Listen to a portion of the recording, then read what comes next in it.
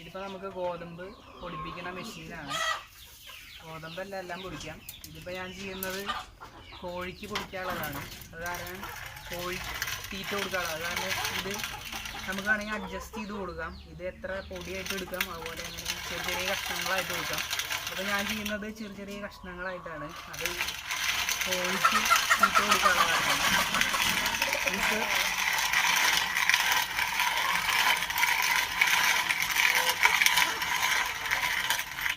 ഇത് നമുക്ക് എങ്ങനെ വേണമെങ്കിലും പൊടിക്കാം. ഇതിപ്പോൾ ഞാൻ ഈ പൊടി ആക്കിയിട്ട് കാണിച്ചു തരാം. ഇത് ഞാൻ നെറ്റിൽ നിന്ന്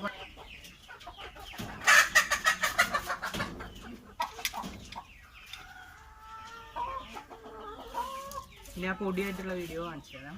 പൊടിയാക്കുന്നത് അത്രയും പൊടിയാക്കുമ്പോൾ കുറച്ച് എഫേർട്ട് എടുക്കേണ്ടി വരും.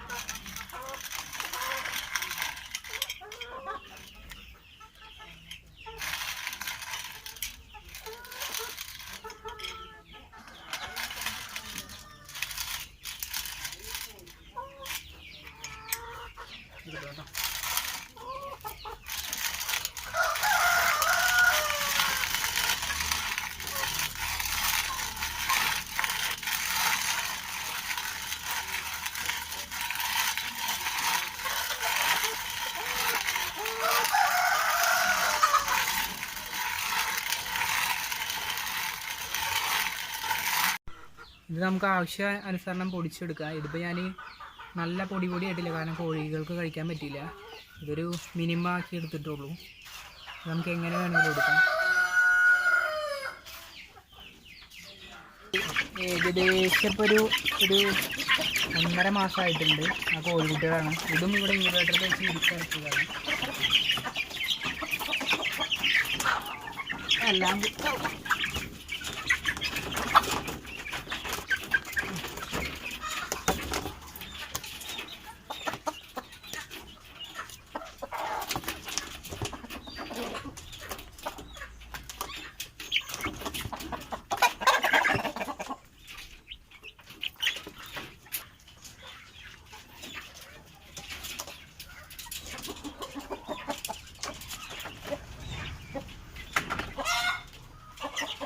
ഞാൻ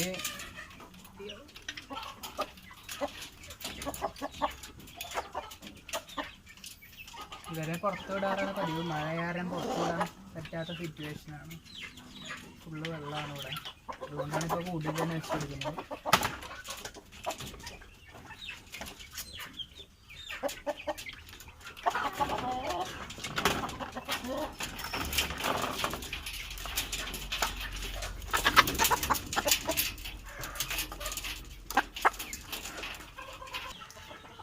ഇപ്പോൾ നമ്മൾ അടുത്ത കോഴികൾക്കാണ്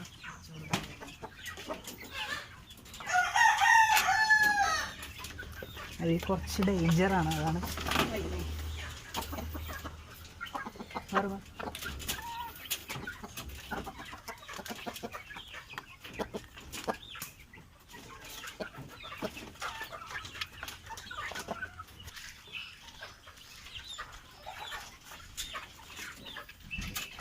ഞാനതിൽ എപ്പോഴും ചെറിയൊരു കല്ല് വയ്ക്കാറുണ്ട്, കാരണം കോഴികൾ ചവിട്ടിയിട്ട് തീറ്റ കളയാതിരിക്കാൻ വേണ്ടിയിട്ടാണ്.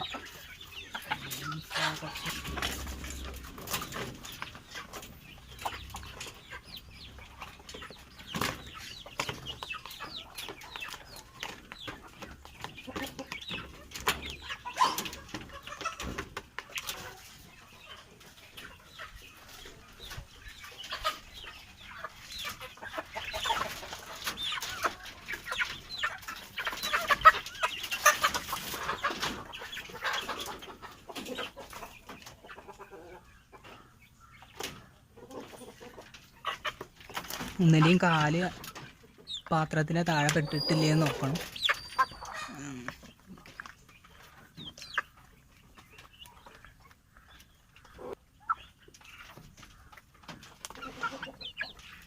ഇതാണ് നമ്മുടെ നേക്കഡ് നെക്കാണ്. നമ്മുടെ അടുത്ത് ഇതുപോലെ കുറേ കോഴിക്കുട്ടികളുണ്ട് വെറൈറ്റി. അതാണ് ഞാനിപ്പോൾ വടിയെടുക്കുന്നത്, അല്ലെങ്കിൽ അവർ ചാടുമ്പോൾ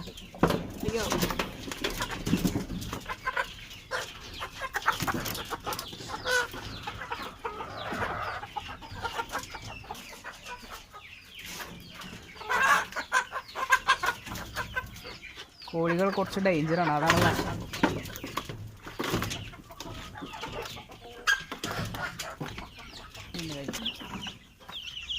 കോഴിക്കുട്ടികൾക്ക് തീറ്റ കൊടുക്കാൻ വേണ്ടി പോവുകയാണ്.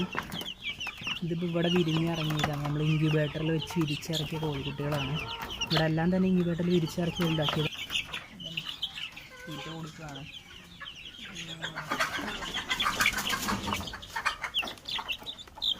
നമ്മുടെ സ്പൈക്ക് ഉള്ള കോഴിക്കുട്ടികളൊക്കെ ഉണ്ട്. വേണ്ടിയില്ല ഇവരെ തലയുടെ മുകളിൽ സ്പൈക്ക്, ഇതിൻ്റെ തലമുകളിൽ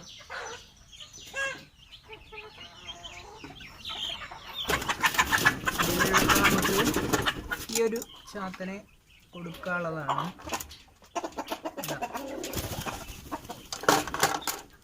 ഇഷ്ടപ്പെട്ടെങ്കിൽ ലൈക്ക് ചെയ്യുക, സബ്സ്ക്രൈബ് ചെയ്യുക. ഓക്കെ.